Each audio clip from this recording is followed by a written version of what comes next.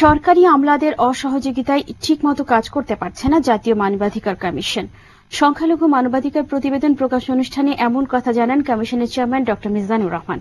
বিস্তারিত জুনায়েদ আলী সাকের রিপোর্টে। আমরা জানি যে আজানের ধ্বনির সময় পূজার শঙ্খ ভাগ্য আমরা বাজাই না, আমরা ওটা শ্রদ্ধার চোখে, কিন্তু সেই কিছুক্ষণ পরে এসে যে আমার ঘরের ভিতরে ঢুকে আমার প্রতিমা ভাঙচুর করে একটা দিন পুলিশ তাদেরকে ধরতে আসেনি, একটা দিন কোনো সিরিয়াস অবস্থান গ্রহণ করেনি।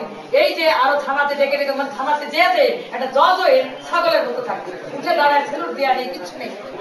নির্যাতন করতে কি নির্মমভাবে আমাদের প্রহার করতে, আমার একটু কান্না করতে দেয় নাই। এসপি স্যারের কারণে আমি স্বামীর ছেলে দুজনে চাকরি করতাম, চাকরি হারাইছি, ছেলে মেয়ে লেখাপড়া হারাইছে। এসপি সাহেবের নামটা বলে সরকার কমিজুদ্দিন আহমেদ।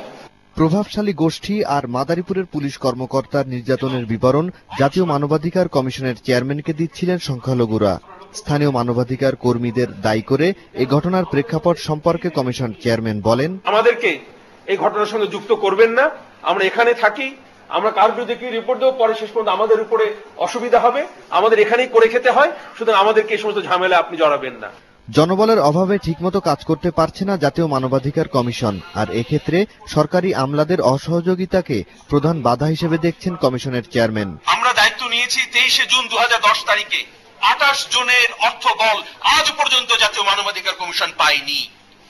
মাননীয় প্রধানমন্ত্রীর কারণে কিন্তু নয়, ওনার সদিচ্ছা আছে, কিন্তু সেক্রেটারিয়েটের কোন না কোনো আমলা কোন না কোনো ভাবে বারংবার বিলম্বিত করছে, বারংবার একটা ছুতো বের করছে যে কিভাবে আটকিয়ে রাখা যায়।